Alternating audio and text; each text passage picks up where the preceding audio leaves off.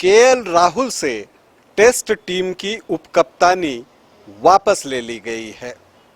हालांकि उनकी जगह किसी और को वाइस कैप्टन नहीं बनाया गया है, लेकिन सवाल ये उठता है कि क्या तीसरे टेस्ट मैच में उनकी जगह इनफॉर्म शुभमन गिल ले पाएंगे? देखिए, कप्तान और कोच जो हैं रोहित शर्मा और राहुल द्रविड़, वो राहुल को क्लास एक्ट मानते हैं और उनके सपोर्ट में खड़े हैं। लेकिन बड़ा सवाल यह है कि जो सपोर्ट सिस्टम केएल राहुल को उपलब्ध है, क्या वैसा ही सपोर्ट सिस्टम अन्य प्रतिभावान और खुद को साबित कर चुके खिलाड़ियों के पास भी है? आज इसी विषय पर बातचीत करूंगा। नमस्कार, आप देख रहे हैं न्यूज बाय स्कोप और मैं हूं राकेश रंजन। आखिरी 2 टेस्ट मैच के लिए ऑस्ट्रेलिया के खिलाफ भारतीय टीम की घोषणा की गई। टीम तो अनचेंज्ड रही, लेकिन उससे ये खबर आई सामने कि केएल राहुल को उपकप्तानी से हटा दिया गया है। अब केएल राहुल उपकप्तान नहीं होंगे। लेकिन दूसरे टेस्ट मैच के बाद जिस तरह से कोच राहुल द्रविड़ और कप्तान रोहित शर्मा ने केएल राहुल के पक्ष में बातें कही, उनके रिकॉर्ड्स गिनाए, विदेश में उनके प्रदर्शन की चर्चा की, उससे लगता है कि उनके पास एक सपोर्ट सिस्टम है। तो ऐसे में बड़ा सवाल है कि क्या तीसरे टेस्ट मैच में केएल राहुल की जगह शुभमन गिल खेल पाएंगे? देखिए, अगर हम बात करें सपोर्ट सिस्टम की, तो क्या सभी को एक तरह का सपोर्ट सिस्टम मिल पा रहा है? मैं बात करूंगा यहां पर शिखर धवन की। केएल राहुल और शिखर धवन की हम तुलना करते हैं और सपोर्ट सिस्टम की बात करते हैं। देखिए, 2022 में जबकि कई प्रमुख खिलाड़ी वनडे इंटरनेशनल से दूर रहे, उस वक्त शिखर धवन ने भारतीय टीम की कई मैचों में कप्तानी की और बेहतरीन प्रदर्शन किया। अगर हम 2022 की ही बात करें तो शिखर धवन भारत के लिए वनडे इंटरनेशनल में सर्वाधिक रन बनाने वाले खिलाड़ियों की सूची में दूसरे स्थान पर रहे। अगर हम रिकॉर्ड्स की बात करें तो 2022 में धवन ने 22 मैच खेले, 688 रन बनाए। हाँ, उनका स्ट्राइक रेट थोड़ा सा कम रहा, 74.21 का रहा। लेकिन जब सारे खिलाड़ी जो प्रमुख खिलाड़ी हैं वो वनडे के लिए उपलब्ध हुए, तो शुभमन गिल आ गए टीम में, केएल राहुल आ गए टीम में, लेकिन शिखर धवन जो है वो बाहर कर दिए गए। क्या शिखर धवन के लिए वैसा सपोर्ट सिस्टम नहीं था? अब हम बात करते हैं शिखर धवन और केएल राहुल के रिकॉर्ड की, वनडे इंटरनेशनल की ही बात करते हैं। 2022 में केएल राहुल ने 10 मैच खेले, जिसमें 251 रन बनाए और उनका औसत रहा सिर्फ 27.88, जबकि 2020 से शिखर धवन ने 42.6 की एवरेज से 1275 रन बनाए।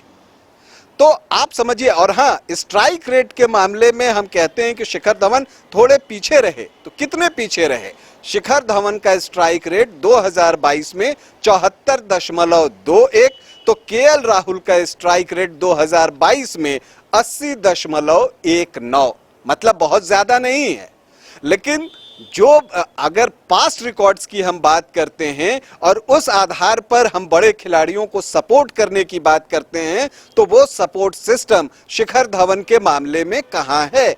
शिखर धवन आज वनडे इंटरनेशनल के फ्रेम से ऑलमोस्ट बाहर हो चुके हैं और ये मान लिया जाना चाहिए कि शिखर धवन ने अपना आखिरी वनडे इंटरनेशनल खेल लिया है। अब उन्हें शायद ही मौका मिले, लेकिन केएल राहुल टीम में बने हुए हैं।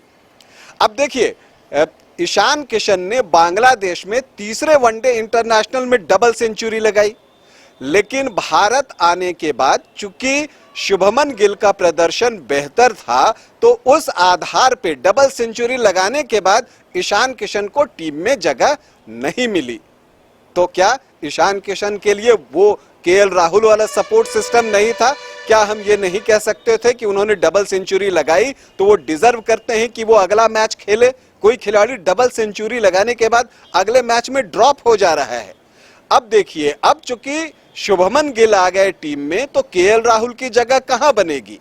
तो केएल राहुल विकेट कीपर बना दिए गए और दोहरा शतक लगाने वाले ईशान किशन वनडे इंटरनेशनल से बाहर हो गए और केएल राहुल 4 नंबर पर बल्लेबाजी के लिए मिडिल ऑर्डर में वो आ गए। तो वहां पर भी एक सपोर्ट सिस्टम जो है वो केएल राहुल के लिए काम कर रहा है, लेकिन वो सपोर्ट सिस्टम ईशान किशन को नहीं मिला।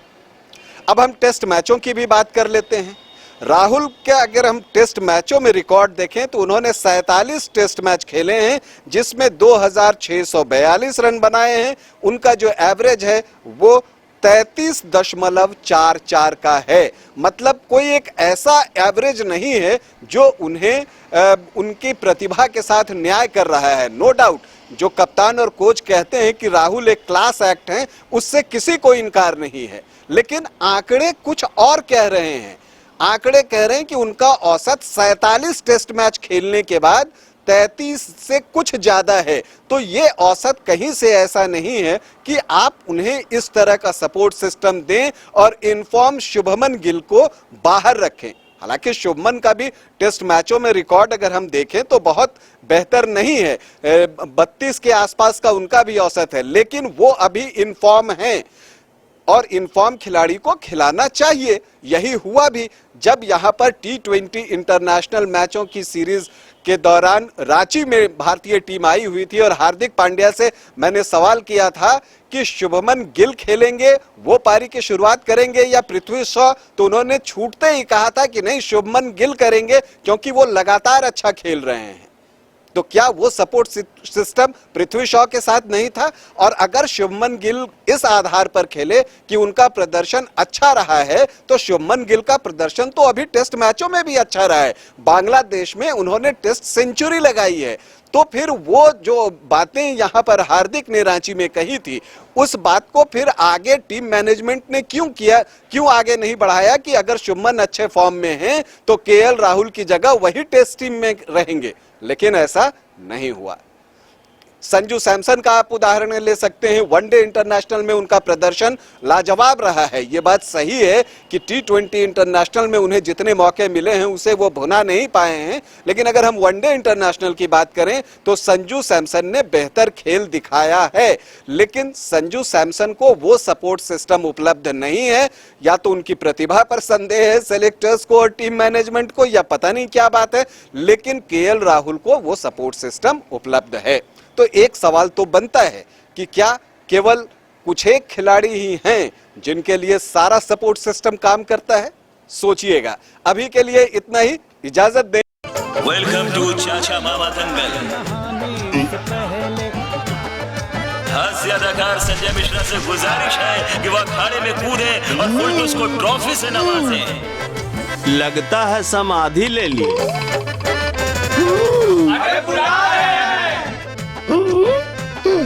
अरे बोल रहे हैं कि बुला लो। टॉप टेक सीमेंट, जो जोड़े तो छोड़े नहीं, मजबूती ही हमारी पहचान।